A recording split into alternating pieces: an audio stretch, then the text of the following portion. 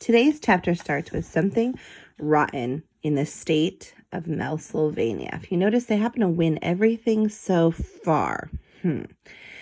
Hercule Poirot began to peel another banana. My dear friend, I'm afraid the mold has started to grow over your cheese. There are 3 very unusual things that I noticed and that you did not, he said with a small smirk. Number 1, if you look at the results of all the countries participating in the Olympics, there is one country that doesn't actually exist.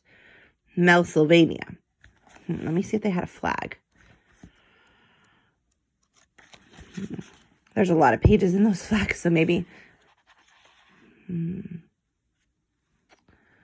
Let's see, is there a Pennsylvania? There's not on the countries page.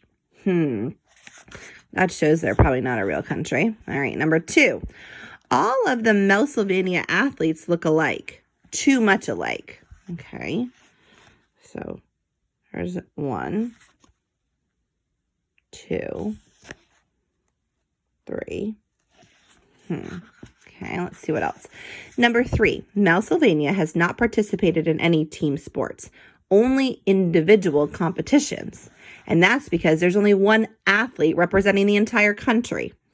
I was shocked. Are you sure? I didn't notice a thing. Hercule nodded and leaned in close. We've got to get into the Olympic Village. No ands, ifs, or buts. All the athletes are housed there. We must figure out what Pennsylvania is up to. The village is well guarded and the public is not allowed inside. But have no fear. Hercule Poirot is here. I've always gotten my paws on the map of the village. Look, this is where Pennsylvania is staying. I've also figured out some ways to get in.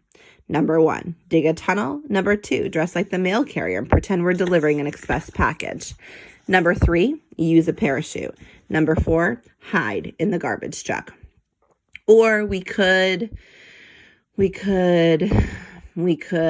voice trailed off. He was clearly lost in thought, pondering how we could sneak into the Olympic Village. Or, I said with a laugh, we could use my press pass. We headed towards the Olympic Village gate. I showed my press card to the guard and he let us in. Hercule was impressed. What a simple solution to a complex problem. My dear Stilton, I guess sometimes it takes a mouse of ordinary intelligence to see what the smartest rat in the room cannot. I just grumbled. I don't know who is more annoying, my cousin Trap or Hercule Poirot. In the dark of night, we headed straight for the building where the team from Pennsylvania was staying. We hid until darkness fell. Then, quiet as mice, we snuck into the building. We knew that if Pennsylvania really had a team, their quarters would be crowded and the athletes, coaches, trainers, and reporters, but instead it was empty. There was no one there. We decided to split up so we could cover more ground. I turned right and Hercule Poirot turned left. As I looked around those large deserted rooms, my heart pounded so fast I thought it would pop right out of my chest. It was dark and the only source of light was the teeny tiny flashlight on my keychain. In the dark, those big empty rooms give me the heebie-jeebies. From behind a column, I heard a creepy voice yell, "Woohoo!" Who could it be? Before I could find out, I fainted from fright.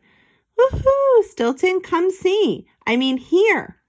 When I came to, I realized it was only Hercule. It was just like him to scare the fur off of me, but I was relieved to see my friend, so I followed him. We tiptoed towards a solid stone door, which was cracked open. We could hear strange animal sounds, as if my entire zoo lay inside. Meow, woo-hoo, roar, ribbit, squawk. Zzz. Slowly, Hercule Poirot swung the door open. Before us was a huge room filled with cages and tanks holding every type of animal. Ants, flies, grasshoppers, hummingbirds, frogs, rabbits, jaguars, apes, monkeys, elephants, and dolphins. What are these animals doing here? And what did they have to do with the Olympics?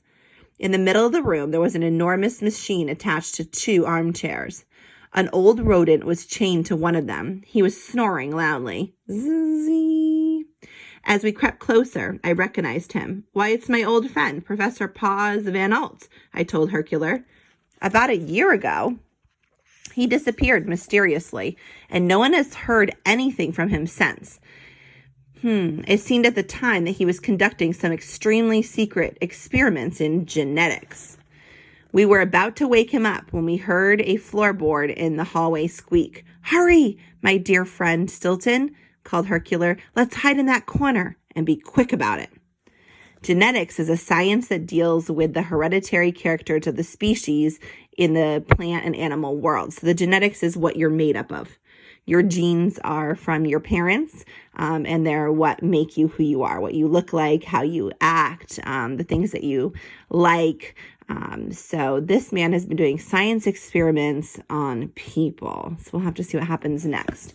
The next one is called The End Justifies the Means.